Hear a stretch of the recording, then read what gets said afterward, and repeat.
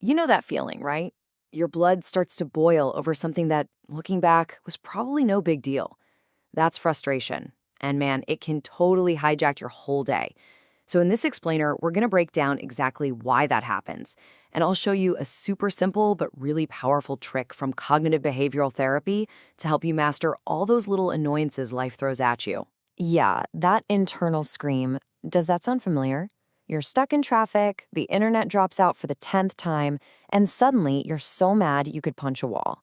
That huge, over-the-top reaction is exactly what we're digging into today. So ever feel like you go from 0 to 100 over something kinda tiny?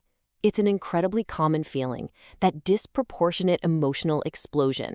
And it turns out there's actually a name for this trap we fall into. Yep, it's what experts call the frustration trap.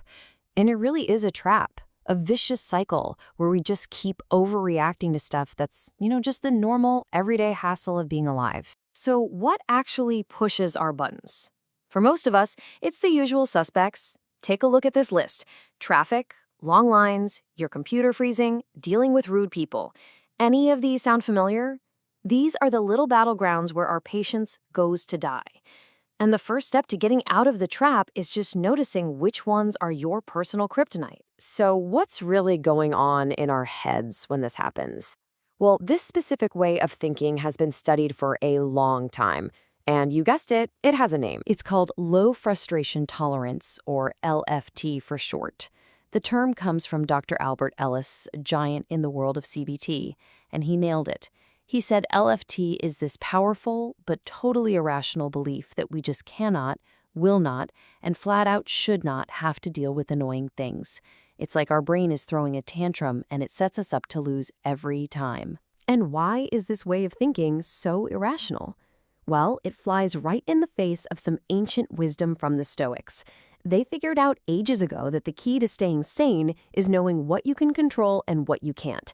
LFT is basically just you shaking your fist at reality. Look, you can't control the traffic, but you can always control how you react to it. So this really sets up two different paths you can take. On one side, you've got low frustration tolerance, LFT. That's the path of making mountains out of molehills, having angry outbursts, and just giving up. But on the other side, that's our goal, high frustration tolerance, or HFT. That's where you see setbacks as just temporary bumps in the road, you stay cool under pressure, and you keep that problem-solving hat on. That's where we want to be. So how do we get there? Here's the awesome news. High frustration tolerance isn't some superpower you're born with. It's a skill. You can learn it. And the playbook comes straight from the proven toolbox of cognitive behavioral therapy. It all boils down to this incredibly simple 3-step reframe. It's super easy to remember. Step 1, notice. Just catch that thought that I can't take this feeling as it pops into your head. Step 2, examine. Interrogate that thought. Is it actually true? Is it helping you? And step 3, replace. Swap out that useless, irrational thought with one that's actually helpful. And we are not talking about some long, drawn-out therapy session here. The whole point is to cool yourself down, like right now, in seconds. According to the CBT specialist Veronica Walsh, whose work this is all based on, you can literally go from, say, 70% white-hot rage all the way down to a much more manageable 35%, ugh, this is annoying, just by changing a few words in your head. All right, let's get into the nitty-gritty. How do you actually do this when you're in the heat of the moment, about to lose it? We're going to walk through exactly how to tackle the 3 most common LFT thoughts right now. Okay, here's villain number 1. The classic, I can't tolerate this. It feels so real, doesn't it? It feels like a fact. But let's put it on trial. When you tell yourself, I can't tolerate this, you're kind of lying to yourself. I mean, think about it. Here you are tolerating it. You're still breathing, you're still here. So the rational reframe is just to get honest. Something like, okay, it feels like I can't stand this, but I obviously can handle it. I just don't like it.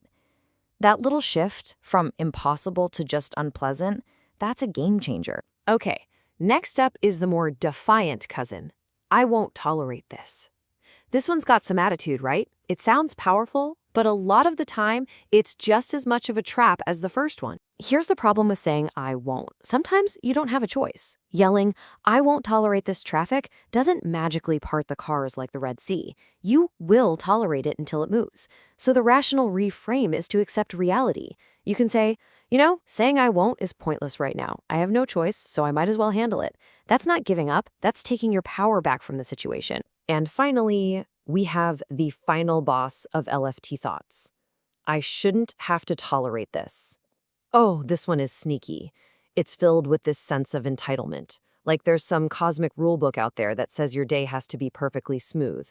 The secret weapon against this one is to ask a simple, powerful question. Says who? Seriously, who says you shouldn't have to deal with this? Are you a special creature who's immune to all of life's annoyances? Of course not.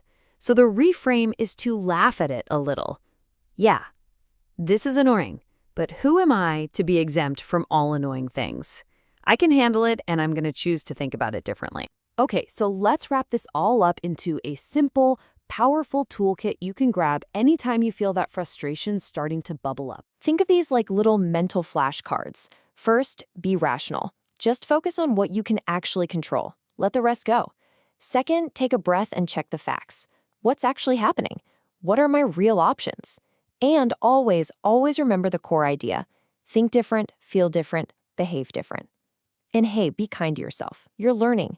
Your best is always good enough. Ultimately, that is the simple, powerful promise of this whole thing. It's a chain reaction. When you learn to think better by catching and changing those irrational thoughts, you will feel better by dialing down that anger and stress. And when you feel better, you will behave better by handling things calmly and smartly. Now, these fantastic insights all come from the work of Veronica Walsh, a CBT specialist who's helped tons of people. If you want to dive even deeper into this stuff, you can check out more of her work on her blog. So as we wrap up, here's a little challenge for you. What's one small, annoying thing that always gets under your skin? Maybe it's your slow computer, the long line at the coffee shop, whatever. This week, when it happens, just try it. Notice the thought, examine it, and replace it. That one small moment is where the real change begins.